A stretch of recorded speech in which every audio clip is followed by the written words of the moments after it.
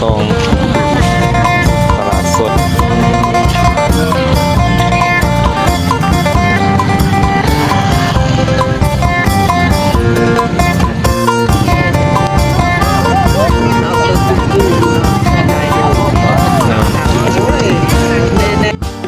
กล้องเท่าไหร่3 กล่อง 50 3 กล่อง 50ทั้งตัวนั่นดิอายุมันถึงเด็ก ปลาหยอนโลเท่าไหร่เลยปลาหยอนโล40,000ปลาหยอน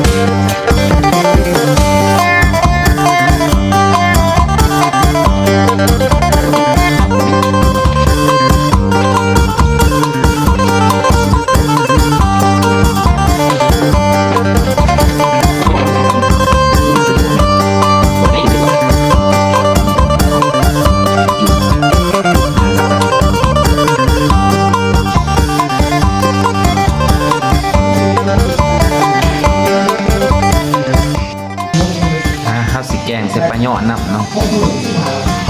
เพื่อจะได้นัวๆเนาะปลาหยอดแกงเฮ็ดปัวมื้อนี้เนาะส่วนประกอบก็สิมีผักอิหยังนี่ใบมะขะเนาะผักอีตูผักอีตูแล้วสิตำข้าวเบื่อใส่น้ำเนาะใส่มาเผ็ดน้ำเนาะแต่พิเศษสิใส่ปลาหยอดน้ำพี่น้องปลาหยอดให้มันนัวๆเพื่อเพิ่มความนัวเองเนาะพี่น้องเนาะนี่ก็แม่นเฮ็ดปวกเฮามันก็อยากบ้านแน่เนาะเพราะว่าไปซื้อบ่ทันตัวจูบมันใส่ข้าวเบื่อเข้าไปใส่ขนมชาพวกก็เห็ดพวกนี้กับพวกเป็นหรอว่ากับมึงนี่ปรุงรสด้วยปลาแดกพี่น้องจะได้นัวๆหอมๆแกงเฮ็ดปัวพี่น้องเอ้ยหม้อบักใหญ่เลยปลาลูกมันพี่น้องปลาหยอนของเราเนาะเพิ่มความนัวเข้าไปอีก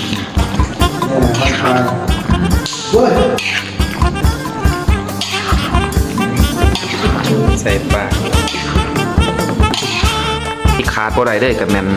ผงนัวพี่น้องผงนัวใส่ลายแซ่บลายประมาณ